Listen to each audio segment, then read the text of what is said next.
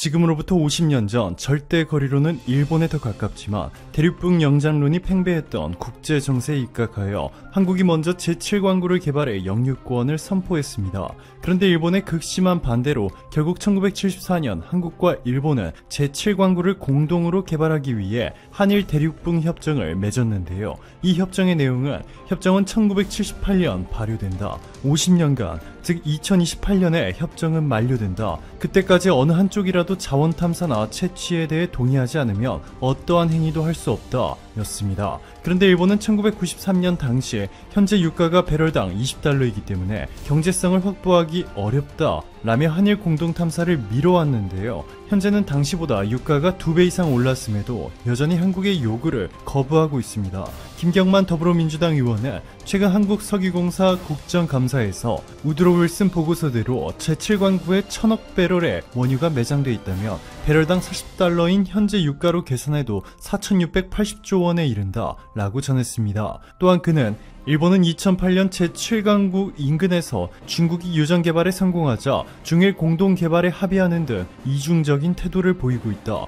이 같은 일본의 방해는 2028년 한일 대륙붕 공동 개발 협정 종료 시까지 기다렸다가 배타적 경제 수역을 내세워 제7광구의 영유권을 주장해 독식하겠다는 저의를 드러낸 것이다 밝혔습니다. 한국이 제7광구의 영유권을 가지고 있다고 선포했을 당시 미국 우드로 윌슨 연구소의 분석에 따르면 제7광구가 위치한 대륙붕 전체에 매장된 천연가스 매장 추정량은 최대 210조 입방피트였습니다. 세계 최대 산유국인 사우디보다 10배 정도 많은 규모인데요. 원유도 미국 전체 매장량의 4배를 훨씬 웃도는 1000억 배럴에 달하는 것으로 추정했습니다. 조선산업과 가전제품, 스마트폰에 이어서 미래 산업들의 핵심인 반도체는 물론이고 최근에는 최대 시장인 북미 지역에서 한국의 현대차가 토요타를 디자인 측면에서나 성능에서나 압도하기 시작했다는 평가가 나오면서 국제 경쟁력을 완전히 상실한 일본이 7광구에서 나오는 천문학적인 규모의 천연자원을 한국과 나눠 갖지 않고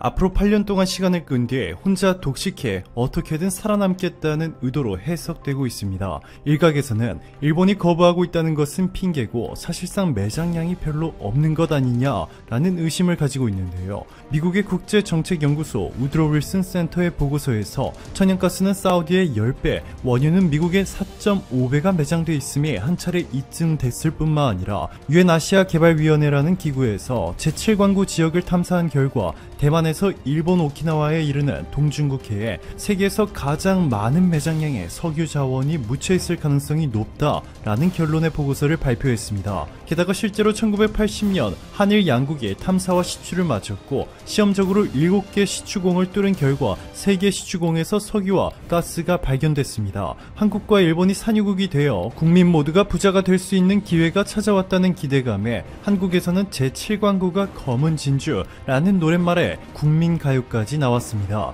자, 그런데 이러한 한국 국민들의 기대를 완전히 짓눌러버린 일본의 한국의 엄청난 반격이 시작됐습니다. KBS의 보도에 따르면 올해 산업통상자원부는 한국석유공사를 개발사업자로 지정하고 일본 외무성의 통보 절차를 밟은 것으로 확인됐습니다. 지난 수십 년 동안은 절대적으로 일본의 동의만 기다렸는데 이제는 가만히 기다리고만 있지 않겠다는 것입니다. 한국 정부가 제7광구를 개발하겠다고 전격 선언한 것인데요. KBS는 과거 전례로 봤을 때 일본이 동의할 가능성은 높지 않다. 일본이 거절할 경우를 감안하고서라도 한국 정부가 전략을 세우고 있을 것이다 보도했습니다. 물론 한국 정부가 일본에 말로만 선포한 것은 아닙니다. 내년부터 한국형 경량 항공모함 건조 사업이 본격적으로 추진됩니다. 지난 8월 국방부는 2021-2025 국방 중기 계획을 발표했는데요. 보시면 내년부터 3000톤급 잠수함과 무장 탑재 능력과 자막 능력이 향상된 3600톤급, 4000톤급 잠수함 건조를 추진하고 초계 범위가 1.5배 이상 넓어지고 24시간 초계가 가능한 해상 초계기를 배치할 예정입니다. 뿐만 아니라 입체 고속 상륙작전 능력 보강을 위해 상륙 기동 헬기와 고속 상륙정을 도입하고 국내 개발 중인 KF-X 보람의 한국형 전투기를 양산해 공군 전력을 대폭 강화할 예정입니다. 전문가들은 이 항공모함과 한국의 공군 전력이 제주도 서귀포시 마라도로부터 남서쪽으로 149km 거리에 있는 한국 최남단 2호도에 배치할 가능성이 높다고 말하고 있습니다. 칠광구와 매우 밀접한 지역이기 때문에 일본 입장에서는 매우 민감하게 반응하고 있는데요. 실제로 일본은 최근까지도 이 지역에서 한국 해군을 도발해 왔습니다. 지난 2019년 1월 23일 오후 2시 3분부터 오후 2시 38분까지 약 36분 동안 이오도 서남방 131km 수역에서 일본 해상자위대 소속 대잠 초계기 한 대가 대한민국 해군 소속 함정인 대조영함에 대해 거리 540m, 고도 60에서 70m로 저공 근접 비행을 실시하며 위협을 가했는데요. 이러한 일본의 도발은 처음이 아니었습니다. 2018년 12월 20일 1차 도발을 시작으로 2019년 1월 18일 2차 도발을 감해 2019년 1월 22일 3차 도발에 이어서 2019년 1월 23일 이오도에서 4차 도발을 감행한 일본. 당시 한국의 대조영함은 일본에 20차례나 경고통신을 보냈지만 일본 초계기는 이를 완전히 무시했습니다. 대한민국 합동참모본부 작전본부장 서욱 당시 육군 중장은 긴급 브리핑을 통해 일본 초계기가 이오도 근처에서 임무를 수행하고 있는 우리 해군 함정에 대해 근접 비행한 것을 명백한 도발 행위로 간주한다. 일본의 저희를 의심하지 않을 수 없다. 강력하게 규탄한다. 밝혔습니다. 5천조 원에 육박하는 천연자원이 매장된 제7광구에서 한국의 대대적 해군력 증강이 현실화되려 하자 일본이 과민 반응을 보이고 있는 것인데요. 일본이 제7광구를 한국과 공동으로 개발하지 않고 독식하기 위해서 7광구 바로 옆에 위치한 한국의 이오도를 빼앗으려 하고 있다는 의견도 제기되고 있습니다. 자, 그런데 한국 정부는 이렇게 일본 입장에서는 가장 골칫거리인 이오도에 해상과학기지를 설립했습니다. 일본과 중국 정부의 강력한 반발에도 한국 정부는 강력하게 밀어붙였습니다.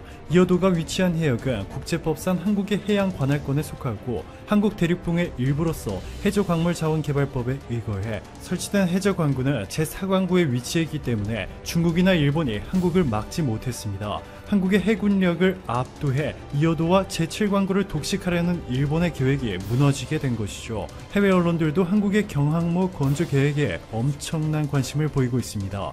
미국 대표 언론사인 CNN과 포브스는 한국의 경항모 건조와 여기에서 운영할 전투기 확보 계획에 대해 자세히 보도하면서 한국의 경항모가 미국 해군의 아메리카급 강습 상륙함과 유사한 수준이라 말했습니다. 또한 미국 정부는 한국 경항모의 가격이 40억 달러, 우리 돈으로 4조 4천억 원 이상일 것이라며 놀라워했습니다. 게다가 미국도 한국의 해군력 증강에 긍정적인 반응을 보이고 있어 일본은 절망에 빠져버렸는데요. 글로벌 파이어파워가 올해 공개한 세계 군사력 순위를 보시면 미국, 러시아, 중국, 인도에 이어 일본과 한국이 각각 5위와 6위를 기록했습니다. 그런데 해군력만 비교해보면 한국이 일본을 압도하고 있습니다. 한국이 보유한 호위함은 12대로 일본의 2배이고 일본은 단 한 대도 보유하지 못한 소형 구축함을 한국은 18대나 가지고 있습니다. 게다가 일본이 6대 보유한 순찰대를 한국은 111대 보유하고 있죠. 게다가 일본 정부의 부채 비율은 GDP의 236.6%에 달해 주요국들 가운데 가장 높습니다. 이 때문에 해마다 일본 정부는 전체 예산 중에서 230조 원을 이렇게 보시는 것처럼 빚을 갚거나 빚에 대한 이자를 내는 데 사용하고 있습니다. 그렇다 보니 일본의 국방력에 배정할 수 있는 예산 규모는 GDP의 1%도 채 되지 않는 반면 정부의 재정 상황이 너무나도 건전한 한국은 GDP의 무려 2.6%를 국방력 강화에 투자하고 있습니다. 한국과 일본의 국방력 격차가 앞으로 빠르게 벌어질 것이고 이번에 한국이 일본의 동의를 기다리지 않고 7광구 개발을 선포한 것이 현실화될 가능성이 친일 국가라는 이름이 어색하지 않을 만큼 일본의 호의적인 행보를 보이던 베트남에 위기가 찾아왔습니다. 일본에서는 기업뿐 아니라 정부 주도로 다양한 사업군에서 베트남의 투자를 이어가고 있는데요. 일본은 총 등록 자본이 600억 달러로 베트남에서 두 번째로 큰 외국인 직접 투자국입니다. 일본 투자자들은 ICT 700개를 포함해 4,200개의 프로젝트에 투자했습니다. 지난 9월 말 열린 일본과의 ICT 투자 촉진 온라인 기념식에서도 파만투안 베트남 정보통신부 차관은 예상되는 투자 이전 물결에 따라 기술 기업들로부터 새로운 일본 투자를 받을 준비가 되어 있다고 말했습니다. 베트남 정부는 자국 주요 경제 중심지, 특히 다낭의 IT 산업단지와 첨단 기술 지구의 획기적인 발전을 위한 우호적인 여건을 조성하기 위해 다방면에서 일본과의 협력을 도모해 왔습니다. 베트남의 실리콘밸리라 불리는 다낭은 중앙부처와 협력해 디지털 생태계를 구축하고 첨단 기술을 활용한 외국인 투자 사업에 우선순위를 두고 있습니다. 향후 글로벌 기술 그룹의 환경 도시이자 매력적인 여행지가 되는 것을 목표로 하고 있습니다. 일본은 다낭시가 정조준하여 투자를 유치하고 있는 핵심 시장 중 하나이며 그 중에서도 특히 정보통신 기술 분야에서 투자자를 모색하고 있습니다. 베트남 정부에서는 다낭을 선택하려는 일본 기업들을 그들의 생산과 사업기지로 받아들이기를 기대하고 있는 상황입니다.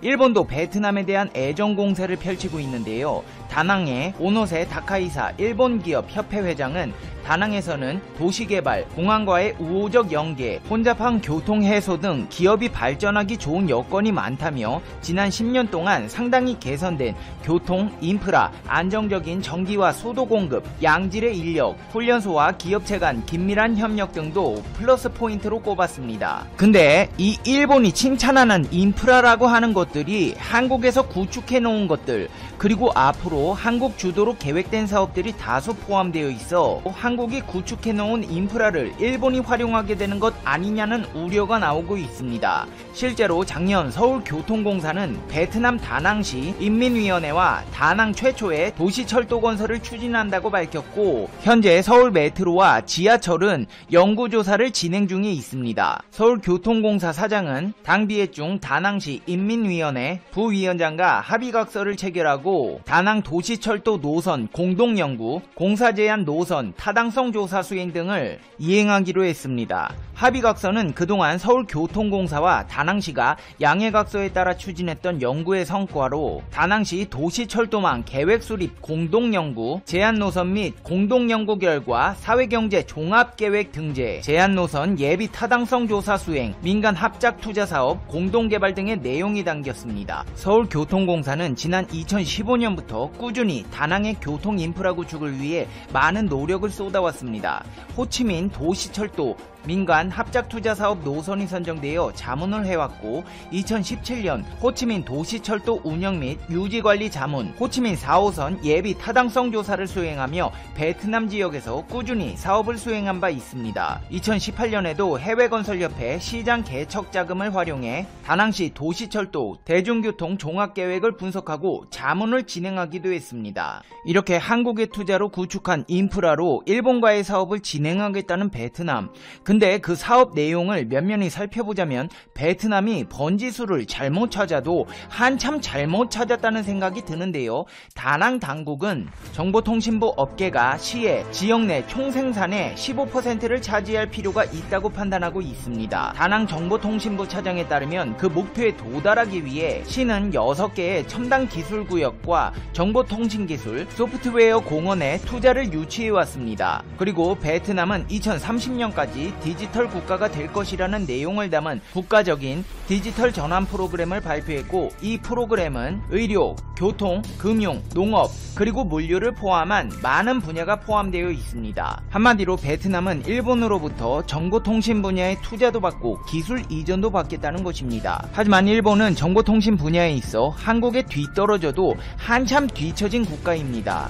가토 가스노브 관방장관은 NHK에 출연해 디지털 패전, 디지털 후진국이라는 말을 듣는 가운데 다른 나라와 비교하면 국민이 본래 누릴 수 있는 편리성을 향유하지 못하고 있어 확실히 추진해 나갈 것이라고 정부 관료로서 입에 담기 굴욕적인 발언을 하기도 했으며, 도장 문화가 만연한 일본의 문화를 고치기 위해 스가 요시히데 일본 총리는 취임 후 처음 열린 정부 규제 개혁 추진 회의에서 서명과 날인 중심으로 이뤄지는 모든 행정 절차를 근본적으로 손보라고 지시했습니다. 행정의 디지털화를 새 내각의 기치로 내건 스가 총리가 종이 서류에 도장으로 결제하는 업무 처리 방식의 개혁을 공식 주문한 것입니다. 일본 정부는 자국에 뒤처진 디지털 분야를 개선하기 위해 디지털청 설치를 공언하였고, 설치 시기에 대해서는 내년에는 시작하고 싶다고 말했습니다. 하지만 일본의 이런 노력에도 불구하고 최근에는 세계 3위 증시인 일본 거래소 그룹 사나 도쿄 증권거래소가 시스템 장애로 하루 종일 모든 상장 주식의 거래가 중단되는 초유의 사태가 발생해 망신을 당하기도 했습니다. 가토 가스노부 일본 관방장관은 시장의 중요한 인프라인 거래소에서 거래가 불가능해진 것은 투자자에게도 거래 기회가 제한되는 것으로 매우 유감스러운 사태다. 다시는 이런 사태가 발생하지 않도록 대응하겠다고 밝혔습니다. 일본 이동통신 시장의 37.3%를 점하고 있는 1위 업체 이동통신사인 NTT 도코모 또한 시스템 장애로 인해 상품 예약, 판매, 이동통신기기, 서비스 개통 등이 7시간 가까이 중단되기도 했으며 전자결제 서비스 도코모 계좌를 이용한 예금 부정 인출 사건이 발생한 바 있습니다. 한마디로 정보통신 분야를 비롯한 전 분야에서 제대로 하고 있는 게 하나도 없습니다. 상황 파악 못하고 이런 일본과 협력을 하겠다고 나선 베트남에 미국에서 다시 한번 초강수 조치를 빼들어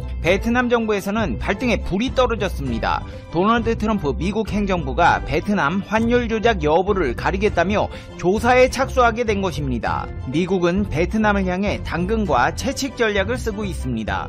미중 갈등의 전장 중 하나로 꼽히는 베트남을 향해 꾸준히 러브콜을 보내온 미국이지만 이번 조치는 자국 이익을 극대화하고 중국 견제 수단으로 활용하려는 미국의 속내가 담겨 있습니다. 또한 도널드 트럼프 미국 대통령은 11월 3일 대통령 선거를 앞두고 지지층 결집을 위해 무역전쟁 전선을 베트남으로 확대하고 다른 한편으로는 중국 수출품에 매겨진 막대한 관세를 피하기 위한 베트남을 통해 우회 수출을 시도하는 중국을 차단하려는 목적도 있는 것으로 해석되고 있습니다. 월스트리트저널에 따르면 미 무역대표부는 베트남 환율 조작 행위에 대해 조사를 시작했다며 베트남 측 행위가 미국의 무역에 제약을 준다고 판단될 경우 무역법 301조를 적용할 수 있다고 밝혔습니다. 앞서 트럼프 행정부는 중국과 무역 전쟁 당시 무역법 301조를 활용해 매년 3,700억 달러 432조 원에 달하는 중국산 수입품에 보복관세를 부과한 바 있습니다. 베트남 또한 환율을 조작했다는 결론이 나오면 미국은 슈퍼 301조를 동원해 막대한 보복관세를 물릴 수 있습니다. 앞서 미 재무부와 상무부는 지난 8월 베트남이 환율 조작을 하고 있다고 판단한 바 있어 베트남에 대한 보복관세를 적용할 가능성이 매우 높은 것으로 보입니다. 미 무역대표부는 재무부와 이 문제를 상의할 계획이라며 베트남에 대한 조사는 환율 조작 외에도 목재 수확과 무역에 대해서도 조사하고 있다고 밝혔습니다. 미국에서는 예전부터 표면적으로 매년 급증하는 대베트남 무역 적자에 의심의 눈길을 보내왔습니다. 실제로 2014년 349억 달러 수준이었던 무역 적자 규모는 2018년 2배 가까운 603억 달러까지 폭증했습니다. 특히 지난해 상반기에는 전년 대비 24.5% 상승한 342억 달러의 적자를 기록하는 등 상황은 갈수록 악화하고 있습니다. 미국은 이미 증거도 확보에 나선 것으로 보입니다. 중국이 지난해 호치민 등 베트남 주요 수출 항구 인근의 공장과 부지를 대거 사들였던 이력은 중국이 베트남을 불법 무역에 이용하고 있다는 결정적인 증거입니다. 무역 갈등으로 대미 수출 직항로가 막히자 중국에서 생산된 제품을 이들 항구로 보내 라벨을 베트남산으로 바꿔치기 한 뒤 우회 수출을 하고 있다는 것입니다. 베트남도 미국의 의중을 간파하고 라벨 관리 기준을 강화하는 한편 중국 업체들의 불법 행위를 적극 단속하고 있지만 이미 진행된 불법 거래들에 대해서는 징벌적 과세가 불가피해 보입니다. 이제 페페TV의 결론입니다. Conclusion. 페페TV